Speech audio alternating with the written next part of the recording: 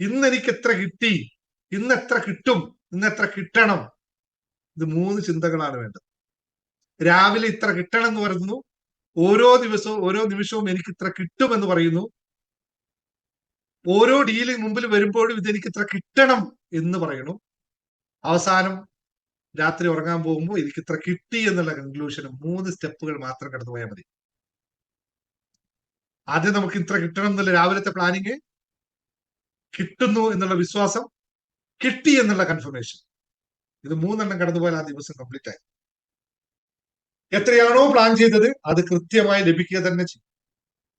എത്ര പേർക്ക് ഇത് പ്ലാനിങ് ഉണ്ട്? ഓരോ ദിവസം രാവിലെ എഴുന്നേൽക്കുമ്പോൾ ഞാനും നിങ്ങളും അടക്കമുള്ള ബിസിനസ്സുകാർക്ക് ഇന്നത്തെ എന്റെ വരുമാനം ഇത്രയായിരിക്കണം എന്നുള്ള പ്ലാനും ഇത്രയാണ് എന്നുള്ള കൺഫർമേഷനും രാത്രി ഉറങ്ങുന്ന സമയത്തേക്കുള്ള എത്ര ബിസിനസ്സുകാരന്മാർ ഇവിടെ ഉണ്ട്? ഇവിടെയാണ് ഏറ്റവും പ്രധാനമുള്ളത്. ലോ ഓഫ് അട്രാക്ഷൻ നമ്മൾ എന്നും പറയാറുള്ളത്, നിങ്ങൾ എന്ത് ചിന്തിക്കുന്നുവോ നിങ്ങൾ അതായിത്തീരുന്നു. അപ്പോൾ ചിന്തിക്കാത്തവന് ഒരു കുന്തവും ഇല്ല എന്ന മറ്റൊരു കാര്യം കൂടി ഓർക്കുക. അപ്പോൾ ഇത് വളരെ അടിസ്ഥാനപരമായിട്ടുള്ള ഘടകമാണ് എന്നറിയാൻ, ഒരു സ്ഥാപനത്തിന്റെ അതിന്റെ ഉൽപ്പന്നങ്ങളുടെയോ സേവനങ്ങളുടെയോ വിൽപ്പനയിലൂടെ ലഭിക്കുന്ന ആകെ വരുമാനം, ഒന്നുകൂടി ശ്രദ്ധിക്കണം, പലർക്കും അത് മനസ്സിലാവാതെ പോകുന്നു. വരുമാനം എന്ന് പറയുന്നത് ലാഭമല്ല, നമ്മൾ ചെയ്യുന്ന ബിസിനസിന്റെ മൊത്തത്തിലുള്ള തുകയാണ് നമ്മൾ കണക്കൂട്ടിയിട്ടുണ്ട്. എന്നിട്ട് വേണം നമുക്ക് എത്ര ലാഭം എന്നൊക്കെ കണക്കൂട്ടണം. അപ്പൊ ആദ്യം നമ്മൾ എന്താണെന്ന് വെച്ചാൽ, ഇതിന് മറ്റൊരു രീതിയിൽ മണി മാനിഫെസ്റ്റേഷൻ മെത്തേഡിൽ മറ്റൊരു രൂപത്തിൽ പറഞ്ഞു തരാം.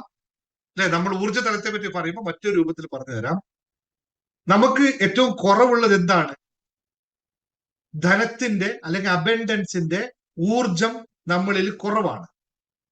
അല്ലെ, നമ്മളിവിടെ നിരന്തരമായി ശ്രമിച്ചുകൊണ്ടിരിക്കുന്നത് ആ ഊർജത്തെ കൂട്ടാൻ വേണ്ടിയിട്ടാണ്. അതായത് മറ്റൊരു രൂപത്തിൽ പറഞ്ഞാൽ, 1 ലിറ്റർ പാല് വാങ്ങിക്കണമെങ്കിൽ 5 ലിറ്ററിന്റെ പാത്രം തയ്യാറാക്കിയാൽ വളരെ ലളിതമാണല്ലോ.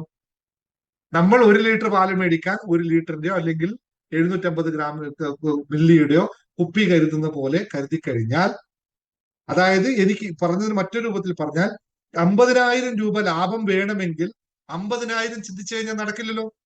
50 ലക്ഷത്തിനെ പറ്റി ചിന്തിക്കണം. 50 ലക്ഷത്തിന് ചിന്തിക്കുമ്പോൾ നമ്മുടെ ഊർജ്ജതലം 50 ലക്ഷത്തിലേക്ക് വരണമെങ്കിൽ പതുക്കെ പതുക്കെ പതുക്കെ ആയിട്ട് നമ്മുടെ വരുമാനത്തിന്റെ സ്രോസ്, വരുമാനം കൂട്ടിക്കൂട്ടി മുകളിലോട്ട് പോകുമ്പോൾ മാത്രമല്ലേ സംഭവിക്കുള്ളൂ. അപ്പോൾ നമ്മുടെ ഊർജം കൂടുമല്ലോ. ഇതാണ് ഹൈ വോളിയം ബിസിനസ് ചെയ്യുന്നതിന്റെ സക്സസ് സ്റ്റോറി എന്ന് പറയുന്നത്. വലുതായി ചിന്തിക്കൂ, നേടൂ എന്ന് പറയുന്നത് അവിടെയാണ്. അപ്പോൾ അതുകൊണ്ടാണ് നമ്മൾ വിൽപ്പന ചെയ്യുന്നതിന്റെ ആ വരുമാനത്തിന്റെ പൂർണ്ണമായ അത് വരുമാനം നമുക്ക് കൂടിക്കൂടി വരുമ്പോൾ ആ സ്ഥാപനം കൂടുതൽ നിലനിൽപ്പിന് സാധ്യതയുണ്ട് എന്ന് പറയുന്നത്.